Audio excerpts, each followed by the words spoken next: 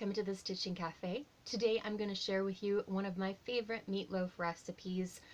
It's super easy. There's very few ingredients. You cannot mess this up. I will show you some variations in the video, how you can make it differently, how you can make portions differently, but for the most part, it is just one of the simplest, yummiest home-cooked meals. It's comforting. I love a comforting meal. My family loves it. They ask for it. They've all asked to have the recipe for themselves. It's just yummy, but it's simple, and it takes a very short amount of time to whip this up, and then it's just, it just warms you up on the inside, and it's that time of year where we want to be warmed up on the inside. So I hope you will give this recipe a try, and I hope you will love it as much as I do. Let's head to the kitchen. Hello everyone. Today I'm going to show you how to make a brown sugar meatloaf.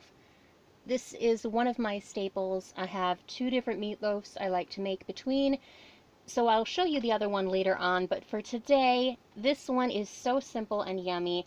We're going to start off with 1.5 pounds of ground beef, and we are going to add 1 egg,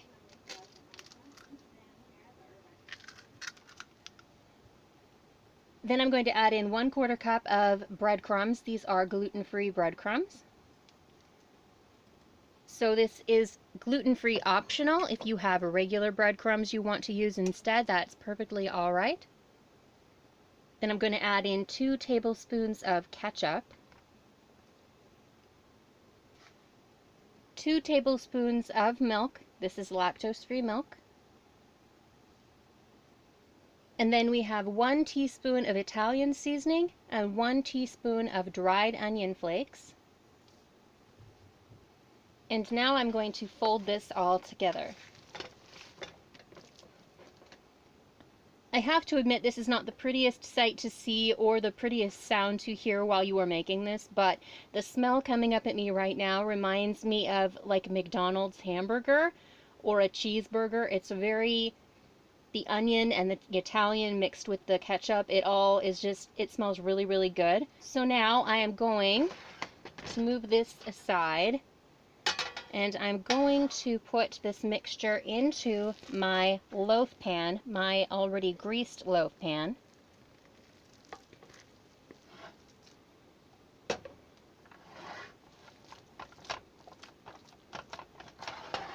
And you do want to make sure your hands are freshly washed before doing this process. Otherwise, it's a little creepy.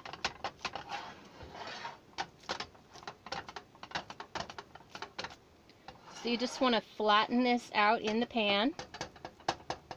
Make sure it's filling in all the gaps and holes. You are going to want to preheat your oven to 350 degrees. I'm going to go wash my hands, and then I'm going to get this in the oven. Alright, I have now washed my hands. Smal, they're all clean. What I'm going to do is I'm going to pop this into the oven for 35 minutes at 350 degrees. And I will show you what I do while this is cooking. So while my meatloaf is in the oven, this is where the name of this meatloaf comes into play. I'm going to take 3 tablespoons of brown sugar and 7 tablespoons of ketchup, and I'm going to mix these all together, and I'm going to refrigerate this until the 35 minutes are up.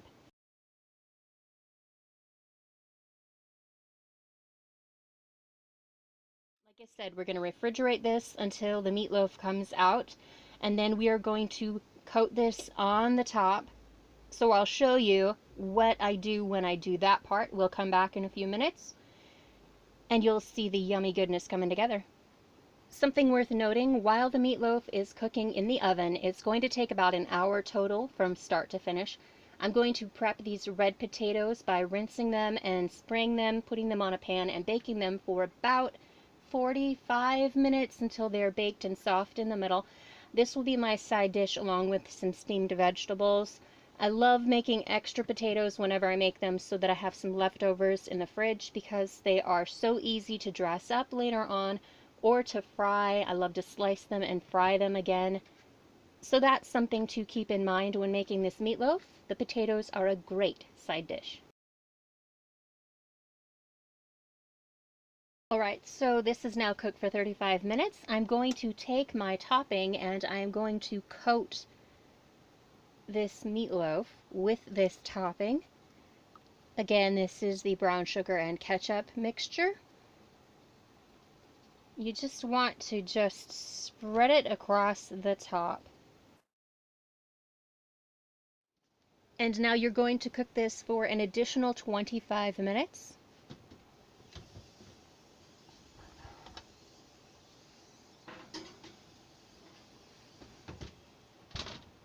While that is cooking, my potatoes are also cooking, and I'm going to get some vegetables ready to steam.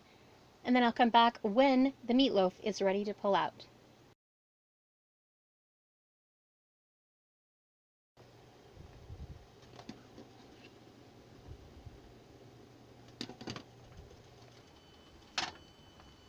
So there is the meatloaf. It's nice and bubbly.